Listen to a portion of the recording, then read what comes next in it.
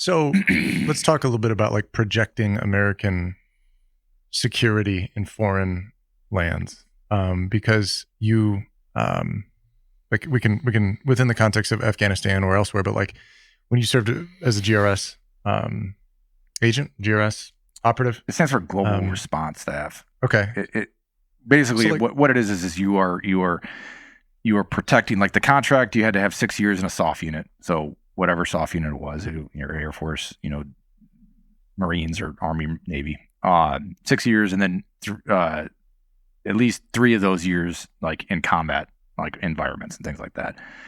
And then we basically were the armed security for field agents to go out and collect intelligence. For CIA field agents? Yeah. So you guys you'd be based out of, though, like a CIA facility or compound or an embassy. Yeah, some FOB or forward operating base or some place where they were stationed. And then we would, when they went outside the wire, which is leaving that, whatever that base or facility is, then we're in charge. So doing that, though, having the U.S. having these areas set up for either the CIA or some government entity with armed military force like at the ready, it allows us to do a lot of things around the world. Gather intel, project that American force, be ready to respond to a variety of global events in ways that are favorable to our country. Did you see some of that play out in your role with GRS? Like how long did you serve in that position? Yeah, so I did, but when I got on the teams between GRS and that other gig, I did about 10 years doing, kind of both, in both environments. But I unfortunately, a lot of what I saw in, the movies in Hollywood, they make CIA and even the SEAL teams and all this stuff very much sensationalized from what it is, like from a knuckle dragger like me down, perspective of seeing it firsthand.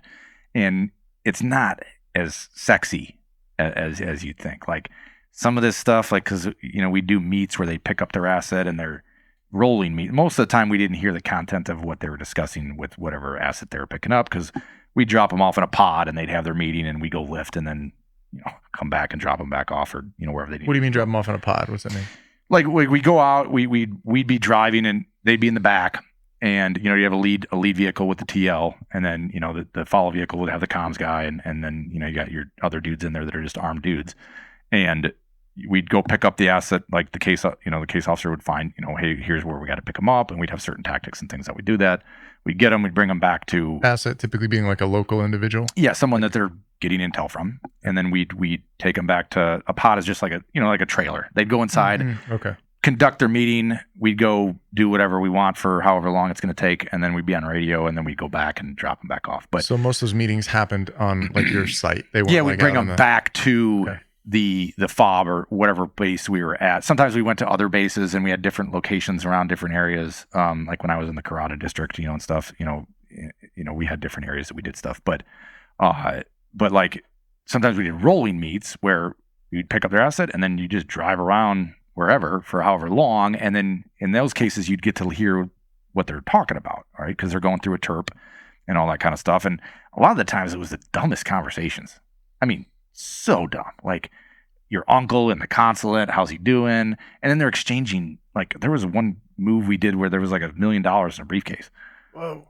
Yeah, and it's like you just see like a lot of like gross waste of money. Like even one of the sites I was at had steak dinners, sushi, lobster. It had a pastry chef, like just for like the U.S. employees there. Is that what you're saying? For the agency people. Yeah. Whoa.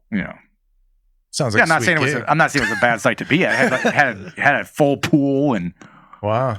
So he had it great, is what he said. I'm kidding. Yeah, but that was probably interesting though. Those like having. Like just being a kind of like privy to those conversations. And yeah, I mean, so that 13 Hours movie, what that movie nailed was the relationship between case officers with the agency people and team guys or the soft guys. Yeah. Because, there's that one scene where, what's the actor's name that is the main actor in that? John Krasinski? Yeah. He's like being reprimanded at the table by the station chief or whatever. And there's like some dudes behind him like flipping logs and Yeah. you know, throwing tires and like beards and all tatted up, and they kind of looked at us like, you know, like Neanderthals, you know, or just, you know, basically like just about those guys are knuckle draggers, but that, you know, but the moment we get outside the wire, they'd want us with them. You're pretty important. Yeah. Hey, thanks for watching this clip. If you want to see the full podcast, be sure to click on the link in the description. And if you feel like it, hit subscribe.